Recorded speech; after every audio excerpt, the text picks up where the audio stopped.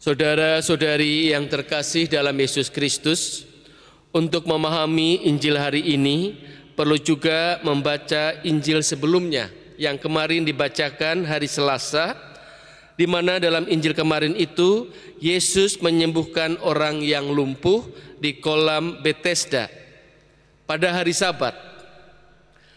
38 tahun orang itu lumpuh dan Yesus mempunyai kepekaan kepada orang ini.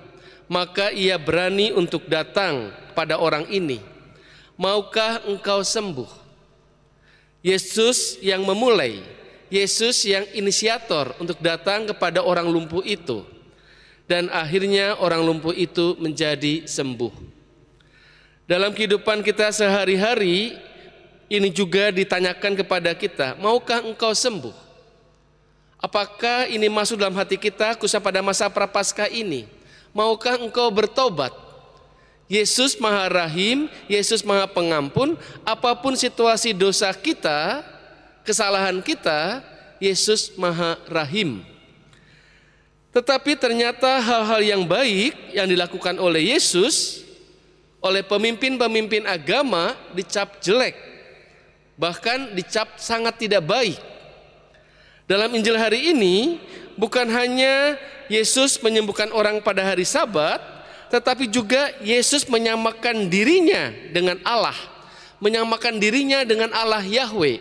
Itu yang membuat orang-orang Yahudi, pemimpin-pemimpin Yahudi marah dan ingin membunuh Yesus.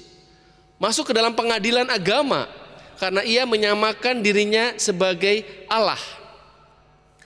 Tetapi dalam situasi seperti ini Yesus tidak takut.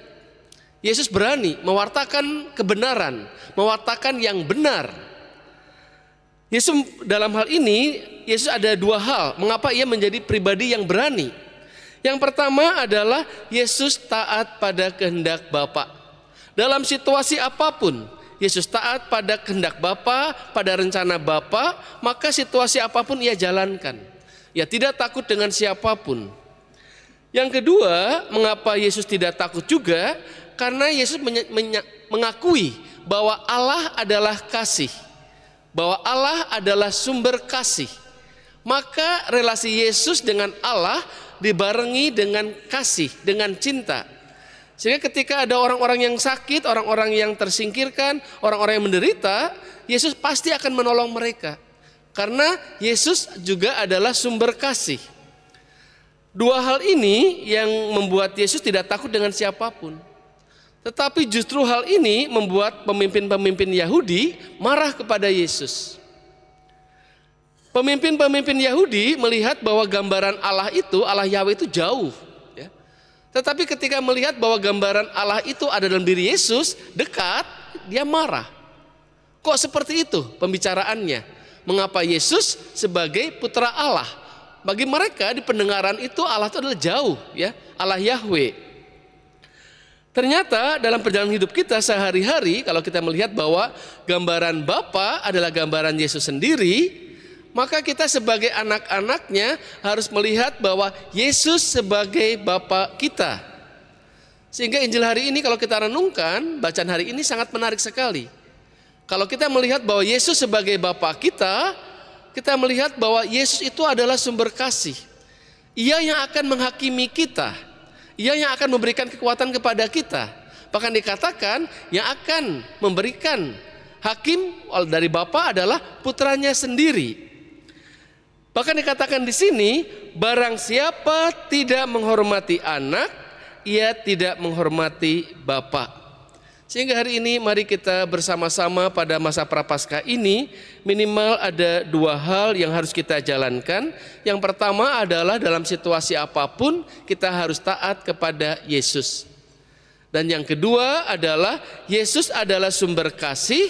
Kalau kita mengenal pribadi yang satu ini, maka kita dengan mudah akan mengasihi sesama kita. Bahkan dikatakan juga Bapa telah memberikan kuasa. Jadi Allah Bapa telah memberikan kuasa kepada anak untuk menghakimi karena ia adalah anak manusia.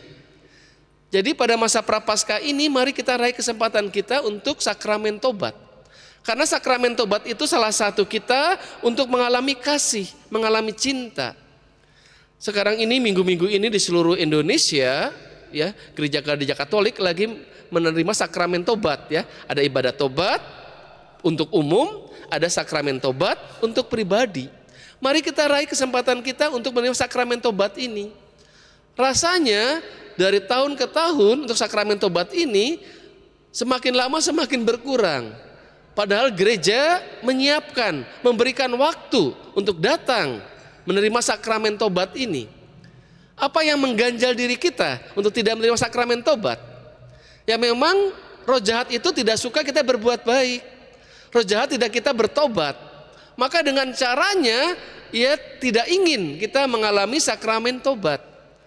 Maka pada masa Prapaskah ini mari kita lawan hal-hal yang mengganggu diri kita untuk kita rajin menerima sakramen tobat. Ini kesempatan bagi kita bahwa Allah adalah sumber kasih, Yesus sumber kasih, salah satunya lewat sakramen tobat supaya kita mengalami kasih dari Allah.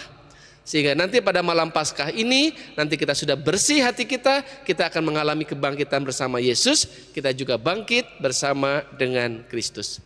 Mari kita raih kesempatan kita untuk kita menerima sakramen tobat. Kita hening sejenak.